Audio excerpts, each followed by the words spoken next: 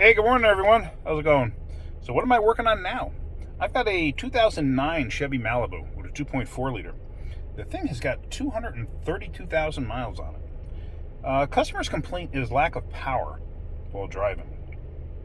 It's also got a check engine light. He's not complaining of a check engine light. And I find that a lot down here. People don't complain about check engine lights, and they drive around with the check engine light on forever and never bother having it checked because it's not part of inspections down here. At least for most of the areas. Some areas it is part of the inspection, but most areas it's not. And then if you're in South Carolina, they don't even do state inspections. You drive around with bald tires, broken windshields, everything else. They don't care. A cop could stop, a police officer can stop you for having headlights out and lights out and stuff like that. But other than that, they don't care. It's unbelievable. But anyway, so I got a scanner hooked up to it, and it's got intake cam actuator solenoid circuit B1 test failed. Cam position system performance test failed. Coolant thermostat, the PO128, that's usually thermostat rationality type code, meaning that the thermostat's opening way too early or it's stuck open, so the motor's never reaching temperature. But anyway, I'm going to take this thing for a ride, and let's see what this does. I'm really curious when he says no power. I want to see what it actually feels like. Now, for some reason, we have a train of cars coming through here. I have no idea why. We just have a ton of cars pulling through here. So we're going to see what goes on here, and we're going to figure this out. Let's take this thing for a ride. All right, so I'm up on the road here, and it is a bit doggy. It's not terrible, but it is a bit doggy. It doesn't have the power it should have. And it's got a surge to it, and it almost initially feels like the cam timing is off. Because when you go to take off from, it's misfiring like crazy, or it's in lockup or something. I'm assuming the camera's shaking, and I can't control it. There it goes. Let's stop doing that. I don't know what that was. But I'm going to pull over into the rest stop here, and I'm going to see if I'm going to look at all the codes here and see what I got. All right, so here you see those codes. Intake cam, solenoid circuit. So I got a funny feeling that something's not actuating, whether the solenoid's bad or not, it's not actuating the camshaft on the intake side. That's why it's doing what it's doing, because it really does have a sluggish lack of power. And I'm just wondering, fuel system too lean. Okay, I've seen bad map sensors on these motors. I've also seen the wiring go bad on these motors. Cat efficiency, that's not going to affect anything.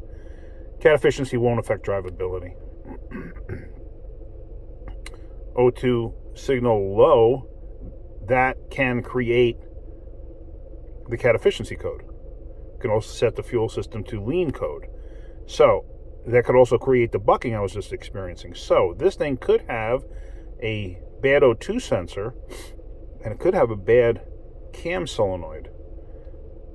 All right.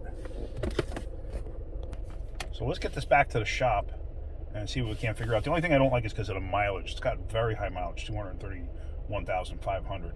I mean, that's quite a bit of mileage. If the thing wasn't maintained, it's hard to say.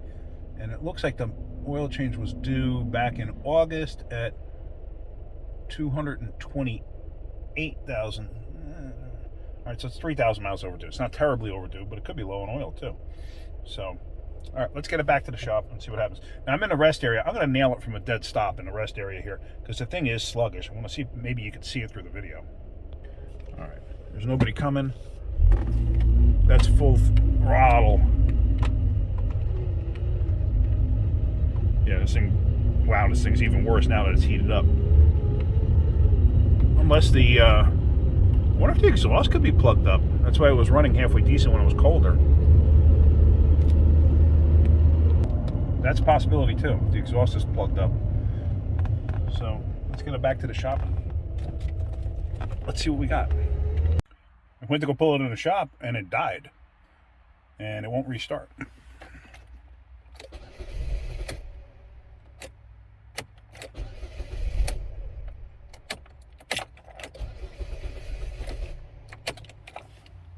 I wonder if the fuel pump went bad in this. I mean, that would explain the lack of power. That would explain the lean codes. It wouldn't explain the cam codes.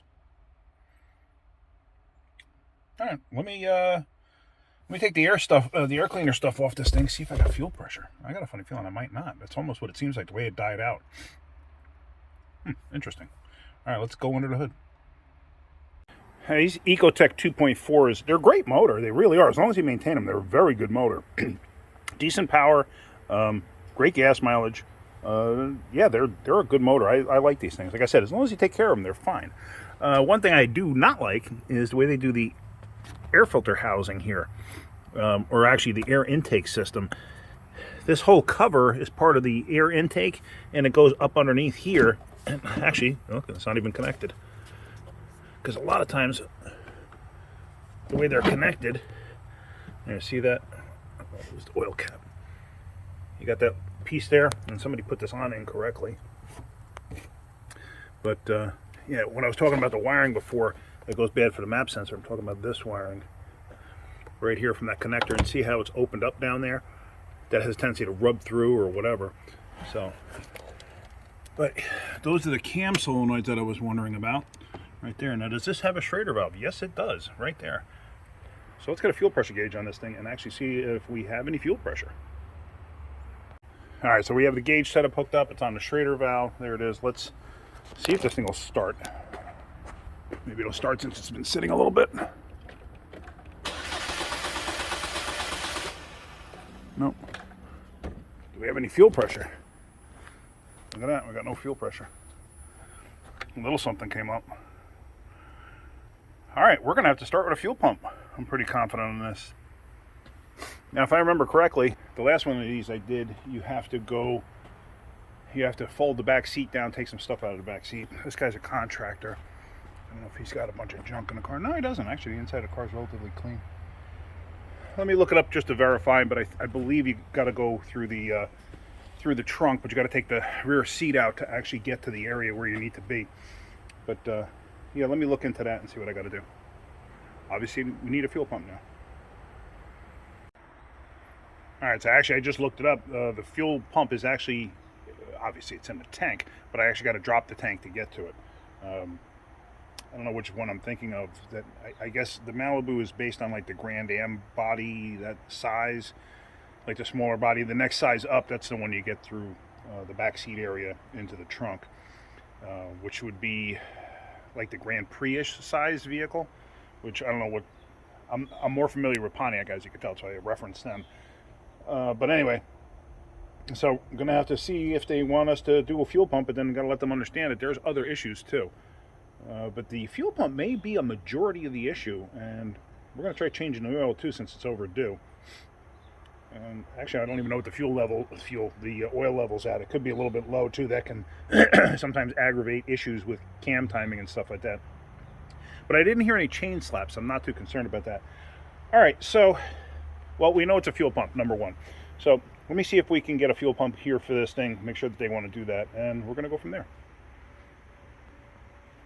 So two things with this. Nobody local has a pump for this. I can't have it for 2 days. I don't know if it's because of the holiday that just happened and everything else. I can't get one for 2 days. Another thing is, it's expensive. The cheapest one I found, and I don't like to go cheap, but the least expensive one that I found in the area was $530. So that's an expensive fuel pump. So did call a customer. The customer does want to fix it, but they have to wait a week. They just don't have the funds at the moment. They have to fix it if they want to have the car, or not fix it and find another car. They decided they want to fix it. And we did tell them that, hey, there could be other issues involved here, especially since I did have those other codes, the O2 codes, the CAT efficiency codes, stuff like that. Some of them can be, lean codes, they can be caused by that fuel pump. So what we're going to do is we're going to actually push this thing off to the side for now. Basically, it's going to end the video here. But we're going to push this off to the side since it's going to be a week or so before I actually work on it. I did order the pump. I'm going to have the pump in a couple days, but I'm not going to, I got way too much work to even get involved in this right now. If I could have gotten it right now, I would have gotten it inside, but I'm going to put it off since I can't get it right away anyway. So anyway, that's it. But yeah, so turns out it's a fuel pump. All right, hopefully you learned something on that. Getting something out of my videos, hit that like button. If you could, please subscribe. And if you could, please tell your friends to subscribe too. It really helps me out.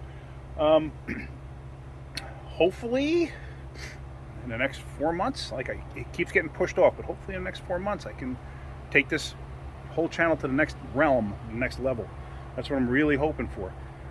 And I plan on doing other things too.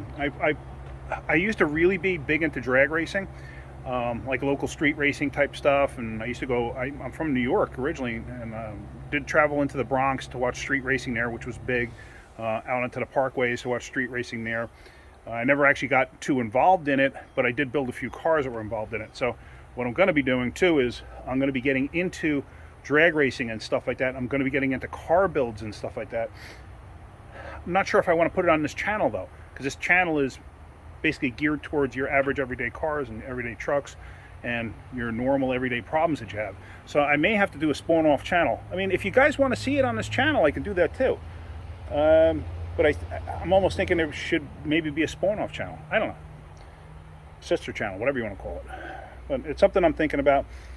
I'll touch more on this as we go along. But yeah, I mean, because right now it's January. We got 3 more months before, racing season starts. And like I said, I want to cover it. I have a bunch of friends that are in the scene that do the racing and stuff like that. Shout out to Rich Bellmond at Snafu Performance.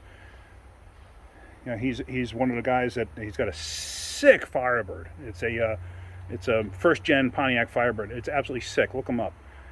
He races in Sick Week and Drag Week and stuff like that. Awesome car. Check that thing out. I also want to give a shout out to my buddy Rooster at Tradition Over Trend. Check him out. Yeah, but that's about it. So for now, we're going to leave this at that, and we're going to go from there. So like I said, if you get something out of my videos, hit that like button. If you could, please subscribe. All right, guys, have a great day. Keep wrenching.